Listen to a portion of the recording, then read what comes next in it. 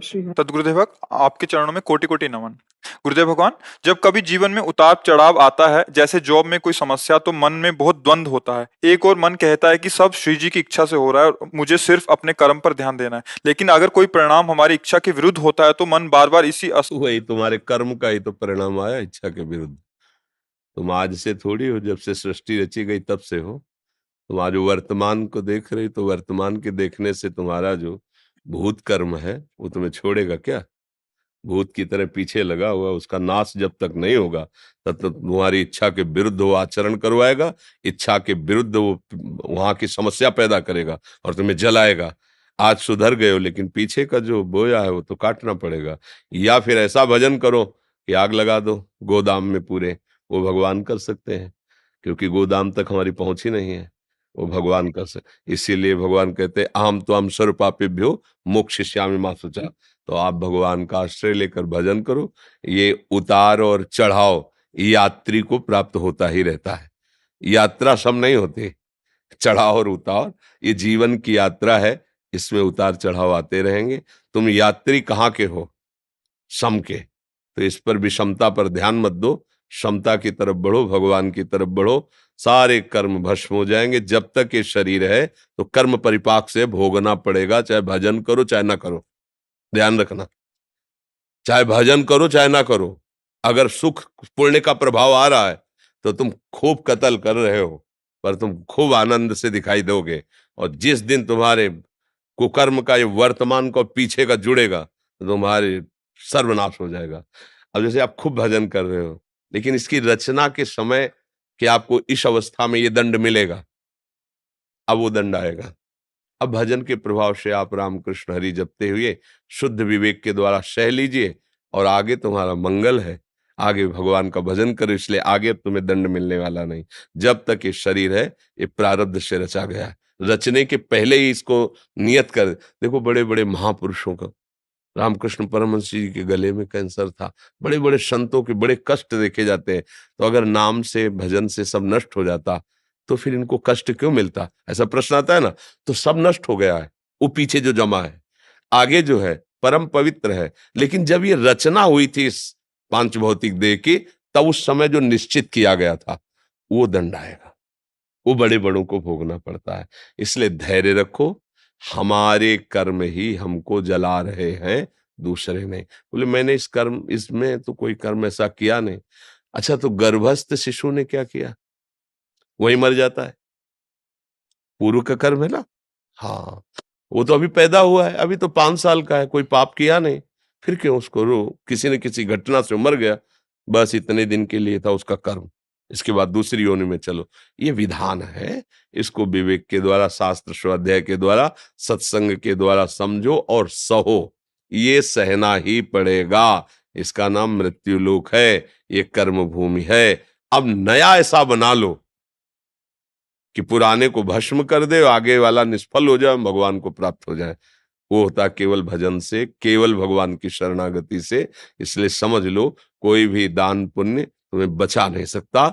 दान पुण्य एक अलग विभाग है और पाप कर्म एक अलग विभाग है, ऐसे चलता है बराबर।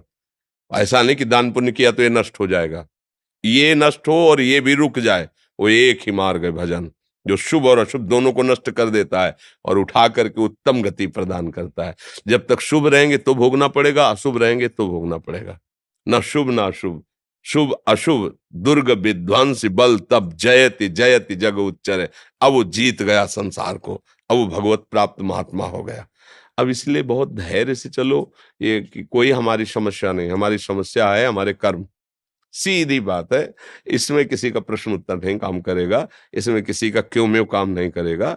अपने कर्म आपको भोगना पड़ेगा। को न काहू के सुख दुख कर दाता, और निज कृत कर्म भोग सुन भ्राता। जैसा आप कर्म करेंगे वैसा ही है। अच्छा देखो, हमें याद नहीं कि बचपन से हमने कभी किसी जीव को ऐसे किया हो। 9 तक पढ़े, भाग के बाबा जी बन गए, तो जीवन भर कष्टमय जीवन। ये तो आज तुम, तो आज भी तो कष्ट में है, अभी कष्ट में है, थोड़ी देर बाद डायलिसिस में जाएंगे। जीवन कष्ट में, भूख सर्दी गर्मी बरसात गालियां अपमान सब सहते हुए बढ़ते चले गए। हालत आज क्या है हमारी? डायलिसिस से जी रहे हैं। श्री जी की कृपा से। पर ये जो आप वार्ता और ये सब सुन रहे हैं, ये भगवत बल से हो रहा है, भगवत कृपा बल। अब हम क्या प्रश्न करें श्री जी से?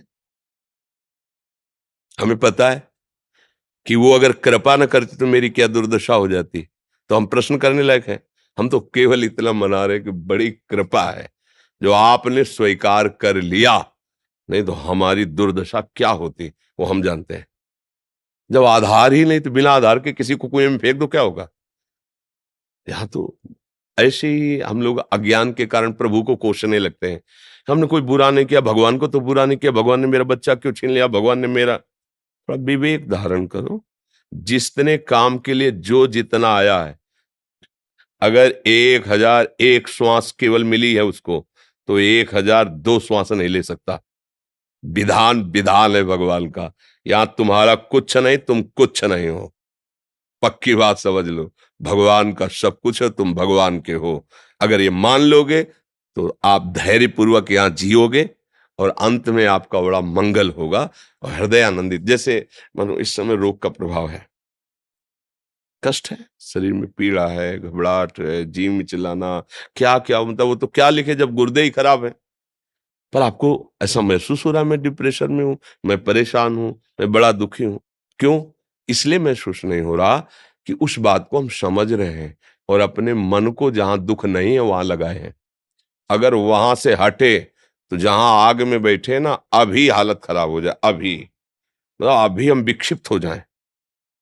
लेकिन मन को आप पहुंचने नहीं देते, वहीं रहे, वहीं जहां सुख, इधर आग लगी मत आ। अब आप क्या हो? यही मन रख रहे हो, इसलिए आप दुखी हो। फिर कोसते हैं कि भगवान बुरा कर रहे हैं, हमने क्या बुरा किया। अगर आप असलियत जान जाओगे तो भगवान जो कृपा कर रहे हैं उस पर तुम्हें रोना आ जाएगा कि अगर मुझे वास्तविक हमारा हिसाब मिलता तो आज मेरी वो दुर्गति होती। पर आपने लाडले उस विधान की भी रक्षा की और मेरी भी रक्षा की। कैसे रखे हो, कैसे दुलार कर रहे हो। बिल्कुल सच्ची मानिए, कभी आरोप मत कीजिए कि भगवान बुरा कर रहे हैं। उनके जैसा कोई कृपालु नहीं। आप समझ नहीं पा रहे हैं, समझ नहीं पा रहे हैं। हम लोगों ने ऐसे ऐसे पाप किए हैं, ऐसी ऐसी गलतियां की है, भगवान उनको माने ही नहीं गलती। हमें मनुष्य शरीर दे दिया, हमको सतमार्ग दे दिया। उनके दुलार को तो तुम देखो, हमें वो प्रेत भी बना सकते थे, सुअर कुत्ता भी बना सकते थे, मनुष्य बना दिया। अपना उद्धार कर लो। अच्छा, कौन से अन्य योनियों में ऐसे कर्म किए कि हम मनुष्य, क्योंकि कर्म कर ही नहीं सकते अन्य योनियों में, तो भगवान ने अपनी कृपा से दिया ना। उनकी कृपा की तरफ क्यों नहीं देखते?